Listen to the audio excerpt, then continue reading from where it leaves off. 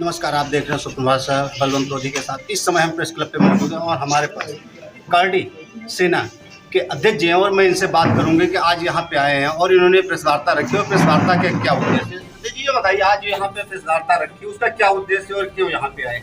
देखिए, एक तो आपका बहुत बहुत धन्यवाद। आज प्रेस वार्ता का मतलब ये था कि समाज के अंदर कुछ पार्टियों राजनीतिक लोगों के द्वारा नफरत फैलाई जा रही है।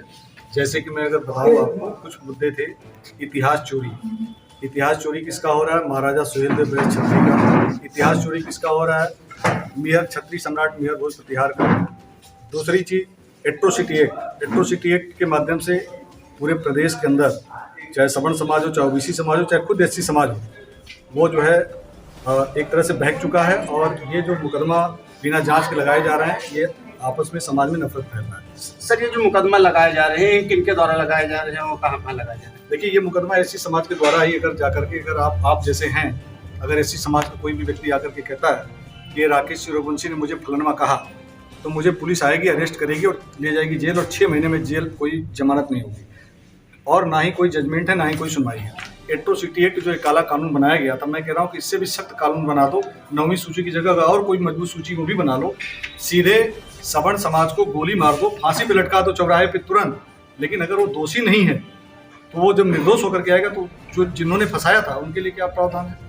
इसलिए हम कहना चाहते हैं कि जैसे एससी आयोग है, ओबीसी आयोग है, इसी तरह से सवर्ण आयोग का भी गठन महाराणा प्रताप के नाम पर होना चाहिए, जहां पर उस फोरम पर जाकर के अगर सवर्ण समाज के साथ अत्याचार हो तो अपनी बात रख सके। सर, सुहेलदेव और देवी पाटन को लेकर कभी आपने दर्शाया, उसका क्या उद्देश्य?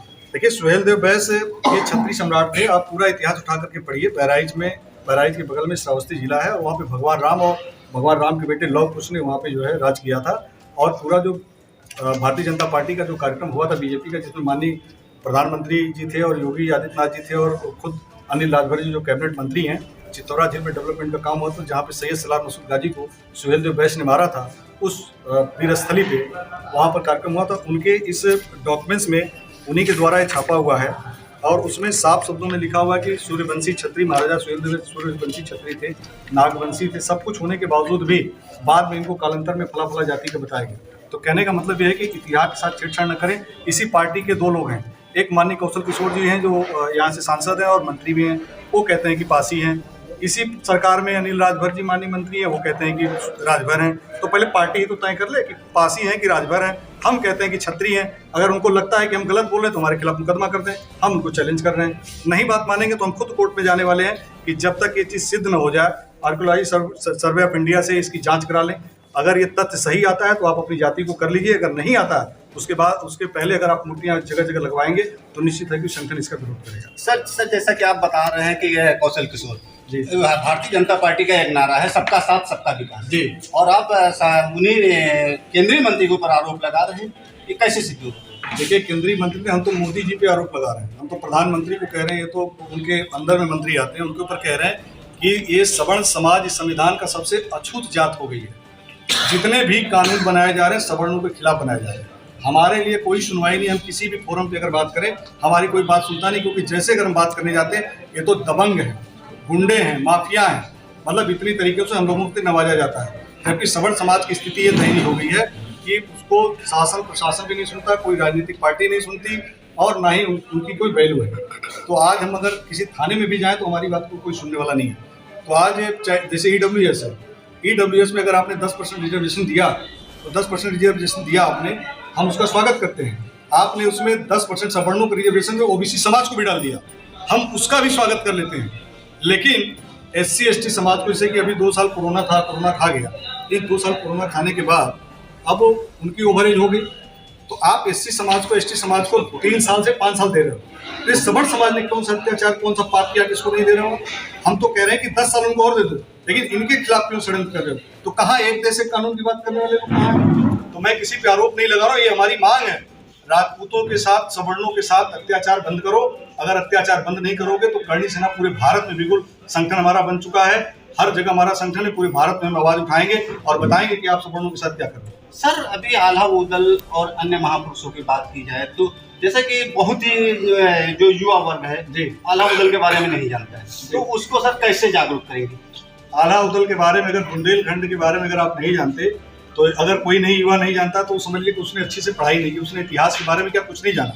मैं आपके माध्यम से कहना चाहता हूँ कि अलाउद्दीन के बारे में जो भी जानता है ये जो है वीर रस जरूर बोलता है कि बड़े लड़ैया मोहब्बा वाले इनकी मार सही ना जाए, एक कुमारे दुई मर जाए, तीजा खौफ खाए मर जाए।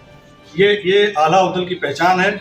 और अलाउद्दीन, अभी आप अलाउद्दीन के बारे में डिटेल पढ़िए। बुंदेलखंड के लोग शान थे, पृथ्वीराज चौहान के साथ भी थे वो राजा जयचंद के साथ भी थे वो, और उन्होंने बहुत सारी लड़ाइयाँ लड़ी इस देश के लिए। और माँ शारदा के मंदिर में भी अगर आज भी आप जाएंगे तो आला पहला फूल आकर के चढ़ते हैं। सर आपकी बात बिल्कुल सही बात है, जैसा कोई महापुरुष थे तो फिर अन्य पार्टियां इन लोगों का क्यों नाम नहीं ले रही? बिल्कुल ये अन्य पार्टियां इन लोगों को भूली पड़ी हैं, तो जब महापुरुष थे तो क्यों नहीं इनको जागरूक नाम से जागरूक कर रहे? देखिए, मैं किसी पार्टी को जागरूक करने नहीं आया, मैं अपनी बात ये रखने आया हूँ कि दिल्ली में बैठी हुई सरकार, उत्तर प्रदेश में बैठी हुई सरकार, भारत में जितने हमारे बुद्धिजीवी हैं, चाहे राजनीतिक हो चाहे सामाजिक हो, उनसे हाथ जोड़ के निवेदन है कि इस देश का जो धरोहर है, इस देश का जो शक्ति है, इस देश की जो ताकत है, हमारे रक्त से सींचे हुए इतिहास है, इनके साथ मत छेड़छाड़ करो। हम फिर एक बार आपसे कहना चाहते हैं कि राजपूतों ने इस देश के लिए, लोकतंत्र के लिए 565 से ज़्यादा रियासतें और अपनी सारी ज़मीनें दे दी। सरकार को 1 मिनट में अपने लिए कुछ भी नहीं रखा, कुछ भी नहीं रखा। फिर भी उस एक यहाँ तक कि अगर मेरे साथ कोई खतरा, आज भी अगर कोई बात होती तो कहते कि छतरियों निकालो तलवार, कहाँ हो अत्याचार और बहन बेटियों पर अत्याचार, किसी समाज की बात हो। आज हमें एक तलवार रखने की भी सुविधा नहीं है, एक तलवार रखने का भी अधिकार नहीं है। सब कुछ दे देने के बावजूद भी आज भी सबसे ज़्यादा अगर अत्याचार हो रहा है तो हम लोगों के ऊपर अत्याचार हो रहा है। हम किसी का नाम नहीं लेना चाहते, बस ये कहना चाहते हैं कि चाहे वो अलाउद्दीन हो, चाहे क्षत्रिय सम्राट मेहरबल प्रतिहार हो, चाहे क्षत्रिय सम्राट सुहेलदेव बैस हो, चाहे किसी भी समाज में जन्मा हुआ महापुरुष है, वो हम सब उनको मैं नमन करता हूँ, उनको वंदन करता हूँ। वो जन्मे हुए महापुरुष सर्व समाज के हैं, उस देश के हैं, इस राष्ट्र के हैं, उनको जातियों में मत बांटो। यही हम सबसे कहने के लिए बार बार अपील करते हैं। अलाउद्दीन को लेकर के जनता में आप कैसे जाएंगे? अलाउद्दीन की आपने भी बात की है, अलाउद्दीन की जो बातें देश तक जन जन तक पहुंच चुकी है। हम केवल सब लोग जान चुके हैं कि अलाउद्दीन कौन है।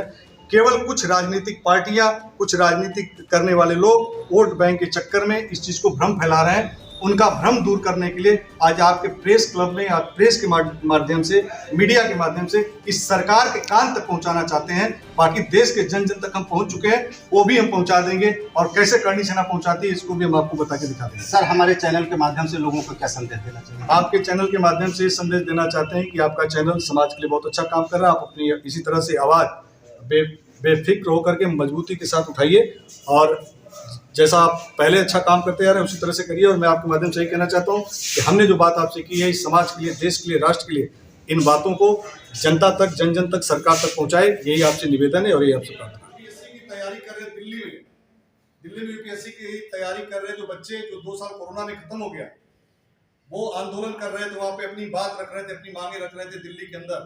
उसमें कुछ ऐसे भी बच्चे हैं जो तैयारी करके कुछ जॉब में भी हैं, क्लास 2 में है, क्लास B क्लास में है। वो भी आकर के उनको लगा कि मेरे अंदर प्रतिभा और मुझे यूपीएससी की तैयारी करनी चाहिए। वो अपनी यूपीएससी की तैयारी कर रहे हैं। यूपीएससी की तैयारी करते जब सरकार के पास गए,